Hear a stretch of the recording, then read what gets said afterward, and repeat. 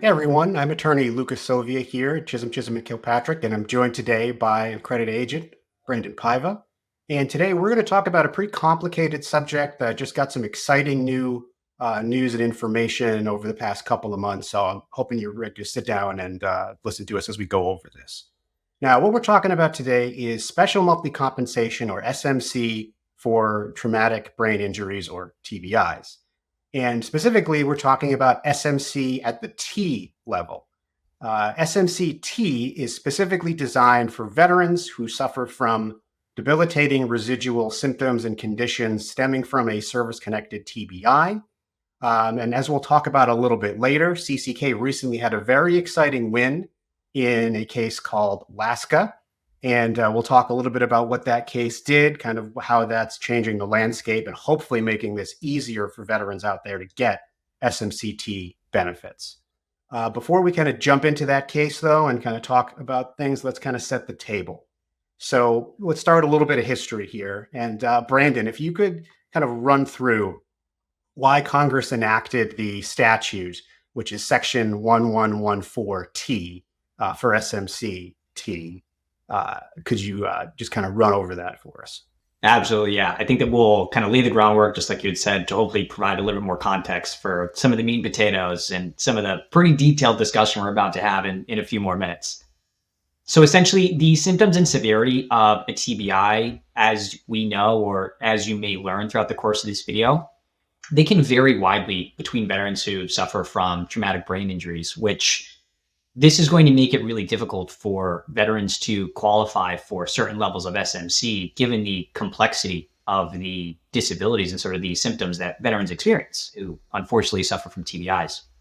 Now, Congress has essentially created the SMC at the T level in recognition of these unique and severe challenges faced by veterans with debilitating TBI residuals. Now, SMC-T is meant to provide financial support for the unique and extensive care needs of somebody with a severe TBI. So VA had sort of recognized that veterans who suffer from TBI have a number of conditions and a number of needs that might not be accurately contemplated by the current levels of SMC.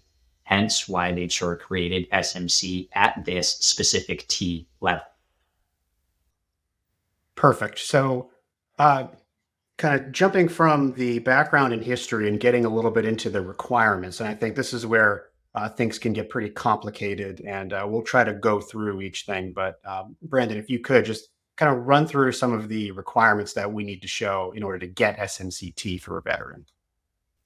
Absolutely. So in order for a veteran to qualify for SMC-T, a veteran with a service-connected TBI and those residuals must meet all of the following criteria. And now I have these written down to make sure I'm going to try to cover it all. So bear with me for a few moments. First, they must require regular aid and attendance for the residuals of his or her service-connected TBI. So under 38 CFR 3.351 subsection A, VA defines aid and attendance as being helplessness or being so nearly helpless as to require the regular aid and attendance of another person. Now, several factors are considered when discussing entitlement to aid and attendance, such as whether the veteran is able or unable to dress, feed, or go to the bathroom by themselves, has or must have frequent need to adjust a prosthetic that cannot be done without the help of another person, or the veteran requires care and assistance in order to be protected from dangers in their daily environment. Now, the person providing the ANA for the veteran does not need to be a professional caregiver or medical professional. And this is oftentimes a spouse or a family member, because you picture if a veteran has a spouse and he or she has a service-connected TBI condition, if they need assistance with these activities of daily living, the person that is spending the most time with them is going to be his or her spouse or a close family member who is watching after them. So most of the time, the person providing the care isn't a professional or a medical professional providing the care anyway. So if you need aid and attendance, you can provide that aid and attendance, or you can receive that aid and attendance. It doesn't even necessarily need to be from a medical professional. It can be from, and oftentimes is, a spouse or a close family member. Yeah, absolutely. And there's a lot of gray area to try to argue some of these things. The way that the regulation, the law is written, there's a lot of potential avenues to take. So I would advise people to really look at that language closely. And before we move on to the kind of final two requirements for SMC-T, I wanted to jump in and kind of go into a little bit more depth about this court case that I kind of teased at the beginning, Laska v. McDonough, which was a presidential decision decided in September of this year, 2024. Now, when VA initially created the regulation for SMC-T and kind of enacted Congress's will in the statute, they interpreted SMC-T to require a higher level of care. And they didn't really define what that was, and it started to get very complicated. And that language was nowhere in the statute, and it was kind of at odds with what Congress's goal was in trying to create SMC-T. They used, for example, a lot of the same language and verbiage that went into another level of SMC called SMC-R2.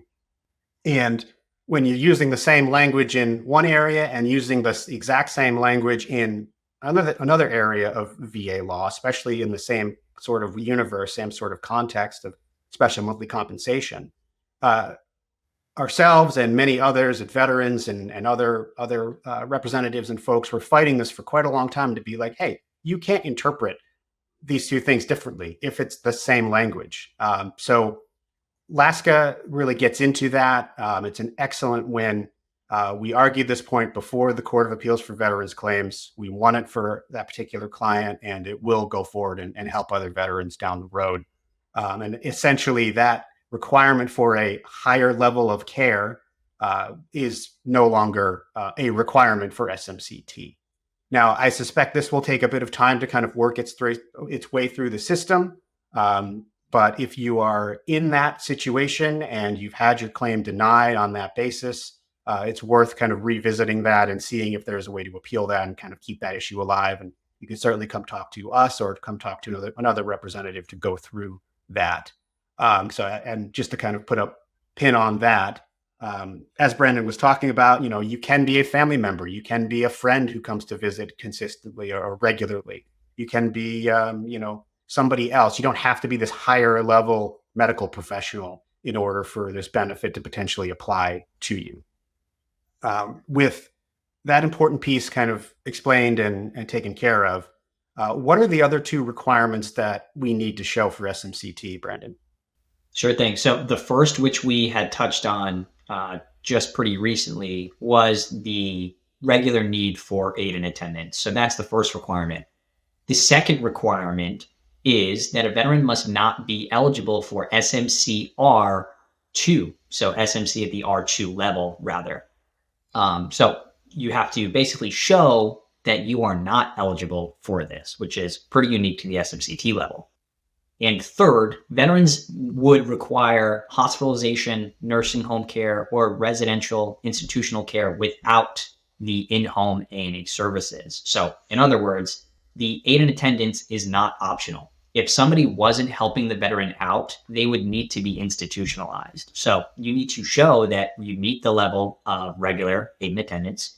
You need to also show that you do not meet the requirements for SMC-R2, and you need to show that you would require hospitalization, nursing home care, or residential institutional care without the already, use of the A&A services. So basically, you need to show that if not for the in-home A&A services you're receiving, that you would have no choice but to be institutionalized or require hospitalization or nursing home care in order to care for you specifically due to the symptoms of your service-connected TBI. So pretty specific, pretty unique. But even so, as Lucas had just explained with that Laska case, I mean, we're talking about tons of veterans who may have not qualified for this benefit before, that this case at the CAVC level is now going to open up benefits for. So this is something that is pretty unique.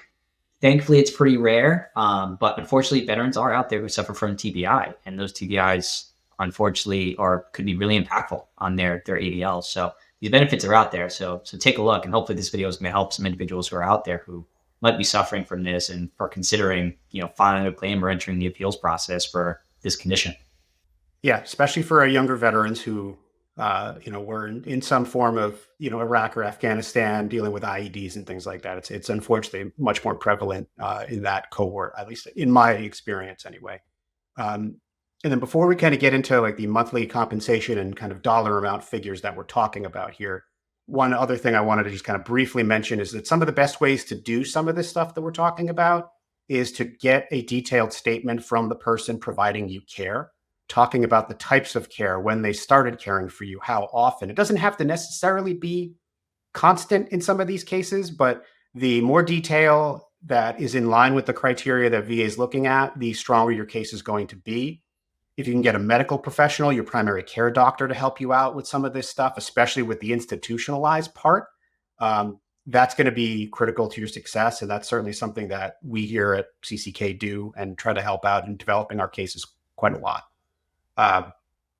Moving from that, though, to a very important topic of the kind of monthly compensation that you can expect from SMC-T.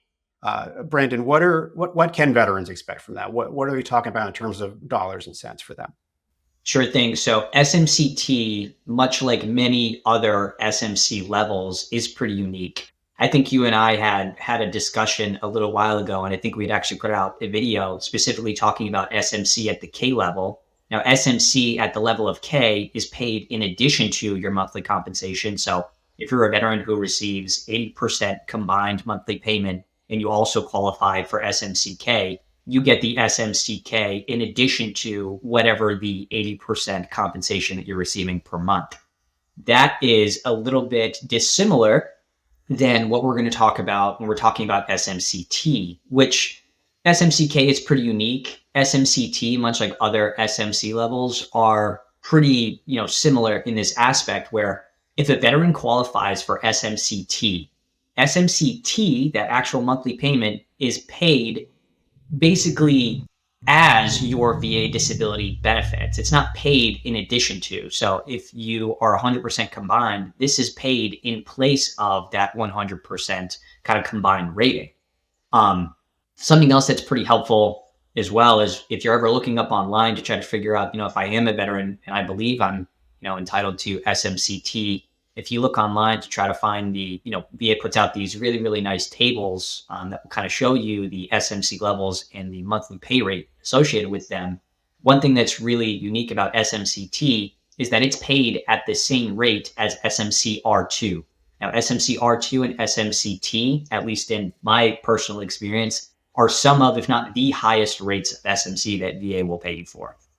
And now to the big ticket item. How much is SMC-T going to pay me every single month? So SMC-T at this T level, as of 2024, now we're recording this video in October of 2024, knowing that fiscal year is going to be coming up on an end soon. Cost of living adjustment will kind of take place in a few months. So if you're a veteran who's receiving monthly compensation, you can probably expect some of those letters to be hitting your doorstep sometime pretty soon.